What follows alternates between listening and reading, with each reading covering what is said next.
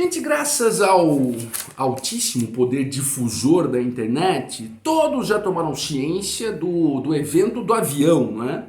Onde uma criança birrenta queria tomar o assento de uma outra pessoa. Essa outra pessoa é a Jennifer.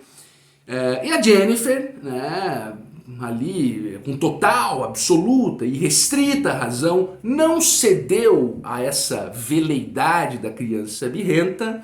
E a mãe da criança birrenta reprovou arduamente a Jennifer, não é? Disse que a Jennifer não tinha empatia com uma criança e coisas do tipo, foi aquela conturbação geral no voo. Muitos estão comentando sobre o fato, emitindo opiniões, emitindo juízos, e eu vou fazer isso também, né? Mas eu vou fazer isso não sob a minha ótica pessoal, né? E sim sob uma ótica filosófica, né? Mais especificamente sob a ótica de um filósofo muito importante. Eu peço que você se inscreva no canal, tá? Que você curta o vídeo, que você compartilhe. Eu vou pedir agora, senão eu me esqueço. E todo esse protocolo é muito importante aqui para o nosso canal, tá bom? Vamos voltar. Portanto, eu vou fazer uma análise deste caso sob uma ótica filosófica, mais especificamente sob a ótica do filósofo John Locke, né? Locke foi um dos grandes cânones filosóficos de uma vertente da filosofia chamada empirismo, né? Bom, o que diz essa vertente da filosofia? Ela vai dizer que, dentre outras coisas, claro, mas sobretudo ela vai dizer que o ser humano, ele nasce, vamos dizer, vazio. Ele não tem nenhum tipo de capacidade inata, imanente de conhecer as coisas, de perceber o mundo que vive, de formar o seu comportamento, o seu caráter. Nada disso. Como Locke diz, nós nascemos uma tábula vazia, né? Uma tábula rasa, mais especificamente, como diz Locke. Portanto, imaginem um quadro em branco, né? Então, como que nós vamos formando, os nossos conceitos, como que nós vamos conseguindo compreender o mundo, formando o nosso caráter, os nossos atributos comportamentais? Como é que isso acontece? Ora, pelo empirismo, por Locke, isso acontece com as experiências da vida que vão se impregnando em nós ao longo da vida, né? Então, essa filosofia empirista, ela se contrapõe a uma outra vertente importantíssima da filosofia, que é o racionalismo, né? Que por sua vez encontra seus cânones nas figuras de Descartes, de Leibniz, de Spinoza. O racionalismo vai dizer que não, né? Que nós já nascemos com uma capacidade inata de conhecer as coisas, tá? E o empirismo não, nós nascemos uma tábula rasa, como diz Locke, e vamos aprendendo as coisas à medida que as experiências vão nos impregnando, tá? Bom, o que tem a ver com a história do voo? Bom, claro, nós tínhamos ali uma criança birrenta, fazendo uma birra porque ela cismou que queria o lugar da Jennifer, né? Bom, uma criança naquela idade, né, eu nem sei exatamente a idade do menino, tá? Mas ela é uma criança pequena, tá? Uma criança daquela idade, ela ainda está naquele processo, né, naquele processo de começar a receber experiências externas, porque ela nasceu na visão de Locke como uma tábula rasa. Inclusive, esta ideia da tábula rasa, Locke desenvolve em uma obra seminal para o empirismo, não é? Que é o Ensaio acerca do Entendimento Humano, publicado lá em 1690, né? Portanto, há 324 anos, né? Servindo hoje perfeitamente, como sempre assim na filosofia, né? Bom, essa criança, portanto, ela está no processo de começar a receber experiências para informar o seu caráter, para ir formando, para ir moldando os seus comportamentos e sua visão de mundo, né? Como que nós recebemos essas experiências? Nós nascemos uma tábula rasa, apenas aqui recapitulando, né? E como que nós vamos recebendo essas experiências, que são, vamos dizer, a caneta que vai escrevendo neste quadro em branco para formar o ser humano que seremos? Ora, essas experiências, elas vêm, obviamente, de fora, não é?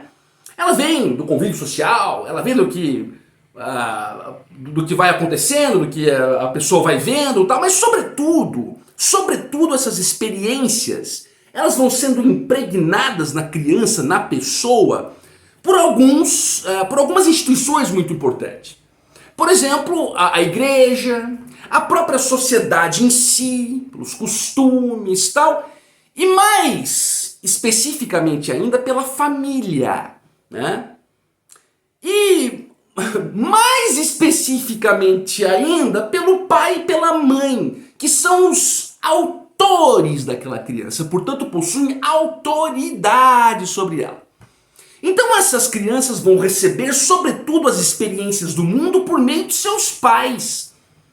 Os seus pais serão os responsáveis por moldar o caráter, o comportamento dessa criança. Os seus pais serão a canetinha que escreverá nesta tábula rasa, né, a fim de formar os conceitos comportamentais daquela criança. O que esta mãe, né, no caso do voo fez, foi escrever com uma canetinha na tábula rasa uma coisa que não pode mesmo, né? Que é a ideia de averbar, de autorizar, de endossar uma exacerbação quase que narcísica na pessoa, né? Na criança, no filho. Quer dizer, olha, você pode fazer o que você quer. Se alguém, né, lhe contradizer, se alguém lhe desagradar, se alguém não quiser, vamos dizer, suprir o seu desejo, este alguém é ruim. Porque você pode tudo que você quer, você precisa galgar, você precisa alcançar. E quem não fizer isso para você é uma pessoa que não tem empatia. Né? Quer dizer, você está fazendo ali uma questão de colocar os desejos, as veleidades e caprichos de uma criança como centro de tudo. Então, neste caso específico, eu não vou julgar toda a vida dessa mãe, porque eu não conheço e não estou aqui para demonizar essa mãe, até porque isso infelizmente é um negócio muito comum. O que mais tem por aí são mães e pais que acabam endossando comportamentos birrentos de filhos, né? Então eu não estou aqui para demonizar a mulher, só que no caso específico foi isso, né? Ela impregnou uma experiência nessa tábula rasa, no sentido de dizer que essa tábula rasa, que agora está recebendo essa experiência, pode fazer o que quiser. Né? E como eu disse no começo do vídeo, o empirismo vai dizer que essas experiências que vão se impregnando nessa tábula rasa moldam a percepção de mundo da pessoa, formam aquilo que a pessoa é, formam a própria essência da pessoa no que se tange a sua capacidade de compreensão do mundo. Quer dizer, ora, então se uma mãe começa a impregnar uma tábula rasa que é seu filho com essas experiências narcísicas ao extremo, ora, qual que será o futuro dessa criança? O que será moldado nessa criança? Então, claro, o caso específico é o da Jennifer, com a mãe, com a criança, mas isso pode ser aplicado em tudo, né? Quer dizer, em tudo no sentido dessa relação, né, entre criança, pai e mãe e tal. Os pais são os grandes autores da criança e, portanto, com grande autoridade sobre ela e, sobretudo, com uma grande responsabilidade de moldar o que a criança será. Né? De moldar, digamos, todo o arcabouço comportamental dessa criança. E no caso ali específico, o que foi demonstrado é uma coisa totalmente contrária a uma rigidez comportamental. Porque se assim for, ou se assim persistir, essa criança será uma criança que entenderá o mundo como um escravo. Entenderá as outras pessoas como sendo pessoas que possuem compulsoriamente, vamos dizer, a necessidade de suprir os seus desejos pessoais. Né? E que é um dos maiores vícios do ser humano, né? Quer dizer, ter esse tipo de comportamento e tal. O vídeo está ficando longo, não quero que fique mais longo, mas é basicamente isso, gente. É basicamente isso. Né? À luz de Locke, nós somos impregnados por experiências externas a formar o nosso caráter. E na infância, o grande, vamos dizer aqui, o responsável por essa impregnação são os pais. Claro, disse também, há outras instituições, a igreja, a sociedade, amizades, tudo que compõe a existência vai contribuir para essa impregnação, sobretudo os pais.